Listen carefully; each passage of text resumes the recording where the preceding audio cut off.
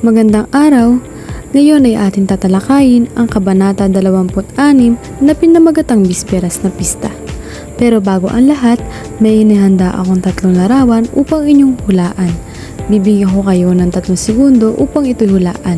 Pinamagatan ko itong larawan ko, pangalanan mo. Sa una ba, kayo ay may ideya? Tama, ito ay pista. Sumunod naman ay sa gawing kaliwa. Tama, ito ay paaralan. Ngayon naman ang nasa gawing kanan. Tama, ito naman ay pangsabong na manok. Mga tauhan sa Kabanata 26. Una, ang tanging hindi abala sa paghanda ng pista dahil abala sa paghahanda ng mga kakailanganing bagay sa paaralan.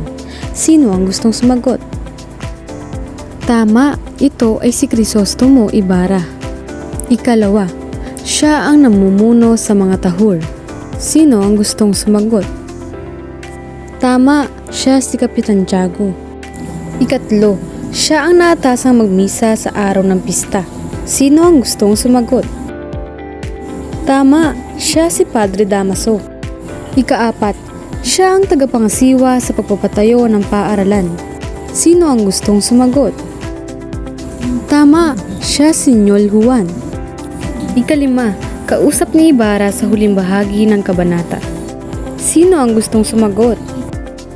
Tama, ito ay si Pilosopong Tasio. Ika-6, isang tahur na may dalang 18,000 piso. Sino ang gustong sumagot? Tama, ito ay si Kapitan Joaquin. Ika-7, kasama ni Kapitan Joaquin at isa ring tahur. Sino ang gustong sumagot? Tama, ito naman ay si Carlos. Dumako naman tayo sa mga talasalitaan. Una, panghinuki, pantinga. Pangalawa, kampit, kutsilyo o itak. Pangatlo, saga, pula. Pang-apat, alpombra, carpet. Panglima, almendras, uri ng punong kahoy.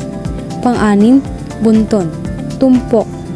Pang-pito, kaluskos, kinayas na kawayan. Pang-walo, tahur, taong nag-aayos sa mga pustahan sa sabungan. Pang-siyam, nakakuton, nakatupi. At pang-sampu, kuwadhutor, katuwang na obispo. Mga mahalagang pangyayari. Una, ika-10 ng Nobyembre. Ang Bisperas ng Pista ay tuwing ika-10 ng Nobyembre sa bayan ng San Diego. Sa araw din na ito ay abala ang lahat sa paghahanda para sa pista. Ikalawa, si Ibarra ay abala rin sa pagpapatapos ng bahay-paaralan na kanyang pinapagawa malapit sa kanyang tahanan sa pamamatnubay ni Ñol Juan. Sinasabi dito na abala si Ibarra sa pagpapatapos ng bahay-paaralan. Siya ang sumagot sa lahat ng gastos sa pagpapatayo ng paaralan at magalang niyang tinanggihan ang alok na tulong ng mga mayayaman at mga pari. Pangatlo, ang paaralan ay katulad ng mga nasa Europa. Dahil magkakaroon ng 2 panig, may hiwalay na lugar para sa mga babae at lalaki, at may mga pasilidad para sa pagtatanim ng mga halaman. Ang eskwelahan ay magkakaroon din ng mga bodega at silid panisiplina.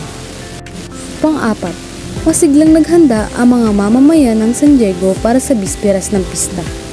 Dito ay pinapakita sa pamamagitan ng kanilang pag-aayos ng mga garbong dekorasyon at pagluluto ng iba't ibang masasarap na pagkain. Ika-5, ang buong bayan ay napuno ng ingay ng mga kwitis, kampana at tugtugan ng banda ng musiko. Ang simoy ng pista ay naririnig na sa lahat ng dako at dito ay sobrang napuno ng handang pangkasayahan. Ika-6, maraming humanga sa proyekto ni Ibarra, ngunit marami rin ang naging palihim niyang kaaway dahil sa kanyang mga tagumpay. Dito ay pinapakita na hindi lahat ng mga taong nakakilala o kilala mo ay masaya sa mga tagumpay mo. Mayroon talagang mga taong naiinggit dahil ikaw ay nagtatagumpay. Imbis na pairalin natin ang pag-iinggit, tayo ay maging suportado sa mga taong kakilala o hindi man natin kakilala. Ika-7, samantala na may nagdaratingan ang mga tahur na dala ang kanilang mga pinakamahusay na manok at mga supot ng pera. Dahil dito ay handang isapalaran ng mga tahor na sina Kapitan Tiago, Kapitan Joaquin at Inchik na si Carlos ang kanilang mga yaman sa loob ng sabungan. Ikawalo, ang mga mayayaman ang nakapunta na minsan sa Maynila at mas marami ng narating kaysa sa iba. Dito ay pinapakita na pumunta na minsan ang mga mayayaman sa Manila upang bumili ng mga serbesa, champagne, mga alak o mga pagkain galing sa Europa. Ikasiyam, sa gitna may parang pinya mahusay ang pagkakakopya sa kinapapakuan ng mga panghinuki. Ang panghinuki ay ang pangtinga. Ito ay tinabas ng buong husay ng mga preso. Ang gumawa ay isang nasentensyahang preso at ang nag-utos ay ang bastonero. Ikasampu, sa plaza itinayo ang entablado na ang labasan ay kawayan, pawid at kahoy. Sa plaza itinayo ang entablado dahil doon magtatanghal ang mga kahanga-hangang dula at doon ay mayroong mga kakanta at mga sasayaw.